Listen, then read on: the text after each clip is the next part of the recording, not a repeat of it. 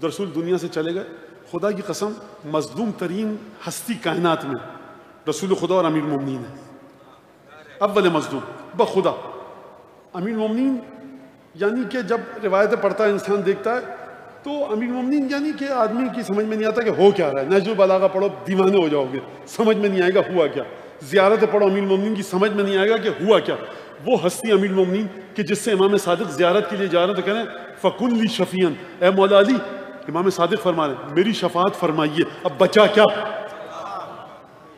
کہاں ہم اور تم ہیں کہاں پر. حرم کے چوکھٹ جا کے چوم دو نا, اسی بوسے کو خدا قبول کر لے تو خوشی سے مر جائے تو انسان کم ہے. کیا مطلب ہے امیر المومنین؟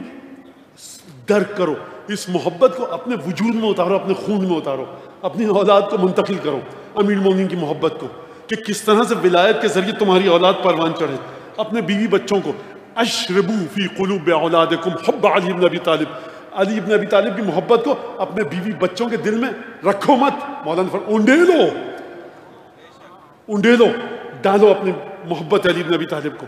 اور کل کی بات, جس طرح سے عزاداری ہماری اور تمہارے شہر کی جا رہی ہے نا, سب سے پہلا نقصان جو پہنچے گا حب علی بن ابی طالب کو پہنچے گا. اس کے ساتھ جو نقصان پہنچے گا مولا حسین کی عظمت کو پہنچے گا. اگر عزاداری میں گریہ حسین ابن علی اور ان کے ساتھیوں کے علاوہ کسی کے لیے ہو, علی بن ابی طالب بہت غیور ہے, نجاست کو قبول نہیں کرتا. علی بن ابی طالب کو صرف اپنے بچوں کا اور ان کے بچوں کے ساتھ جو وفادار تھے ان کا گریہ چاہیے. خدا کو رسول خدا کے بچوں کا گریہ چاہیے. خدا کو فاطمہ زہرا کے مصائب پر گریہ چاہیے. کسی اور کو مت ملاؤ مجلس حسین ابن علی میں. سمجھو اس بات کو, اسی محبت کی وجہ سے تمہاری ولادت پاک ہوئی ہے. سمجھو اس بات کو.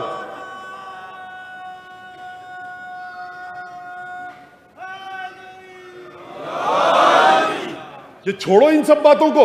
حسین زمان علی زمان, حسین زمان علی زمان حضرت حجت ابن الحسن ہے. یہ بات یہ ہمارے عقائد کے خلاف ہے, یہ بات اصول کافی کے خلاف ہے, یہ بات قرآن مجید کے خلاف ہے.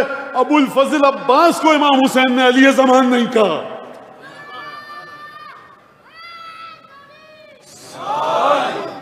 جرت پیدا کرو, جرت. لڑائی جھگڑے کی بات نہیں کر رہا میں.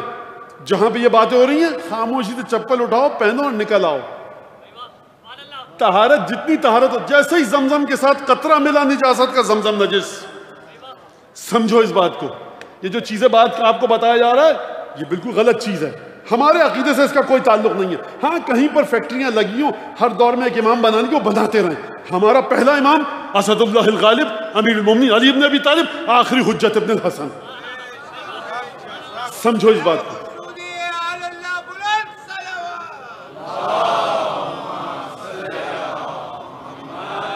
پھر اس کے بعد ہمارے مراجع علماء, یہ جو میں نے کہا نا اس کے بعد, یہ وہ بات نہیں ہے جو ہمارے اور تمہارے بعد ہوتی ہے. یہ وہ بات نہیں ہے. نور مطلق ہیں اور مراجع محترم ہیں. انہوں نے ہمیں احادیث ائمہ سے آشنا کیا. مراجع نے, فقہاء نے, مجتہدین نے ہمیں ائمہ کی باتوں سے آشنا کیا. لیکن کہیں پر بھی یہ بات آئے سمجھ لی یہ ہمارے عقائد کے خلاف ہے. اچھا میں غلط کہہ رہا ہوں, کہنے والے سے کہو روایت دکھا دو ذرا کہ جہاں سے یہ جواز نکلتا ہو اس بات کا. لا یوم کا یوم کی آبا عبداللہ, آپ کے دن جیسا کوئی دن نہیں ہے. بھائی اب کسی نے کہا کہ تربت خاک شفا کو بیچا گیا. اب کسی نے مجھے بتایا نیت کیا تھی بیچاروں کی, کیا تھا سچ جھوٹ, میں اس میں نہیں جانا چاہ رہا. میں اس میں نہیں جانا چاہ رہا. یقیناً آپ کو غصہ آئے گا, برا لگے گا, ہم کو بھی برا لگے گا اگر یہ بات اس طرح سے ہو. لیکن اس میں ان لوگوں کو کہنے کا حق نہیں ہے جو کہتے ہیں کلو یوم عاشورہ کلو ارض کربلا. آپ تو کراچی کسی بھی گلی کو کہتے ہیں کلو ارض کربلا, تو کراچی بھی کربلا. تو آپ کو اتنے حساس کیوں ہیں؟ کربلا کی مٹی بھی تھی, کراچی کی مٹی بھی کربلا ہے, ہر جگہ کربلا ہے, ہر دن عاشورہ ہے. آپ کو حق نہیں ہے اچھلنے کودنے پھاندنے کا اگر کہیں پر تربت امام حسین بک رہی ہے, کیونکہ کلو یوم عاشورہ کلو ارض کربلا. تو پھر کربلا میں رہ کیا گیا؟ عاشور کے علاوہ دوسرے دنوں میں فرق کیا رہ گیا؟ تو یہ بھی کہہ دو کلو رجل امام حسین, ہر مرد امام حسین ہے. نہ کوئی زمین کربلا ہو سکتی ہے, نہ کوئی دن عاشور کا ہو سکتا ہے, نہ کوئی شخص امام حسین ہو سکتا ہے. یہ واضح, یہ عقائد کی بات ہے. یہ میں پولیٹیسائز نہیں کر رہا مسئلے کو, بات کو سمجھے. اور نہ میں کہہ رہا ہوں لڑائی جھگڑا کرو, اپنے عقیدوں کو سیکھو. اس ممبر پہ بیٹھ کے اگر میں بعض مصلحتوں کی خاطر یہ بات بھی نہ بتاؤں تو یہ ممبر ہے کس لیے پھر؟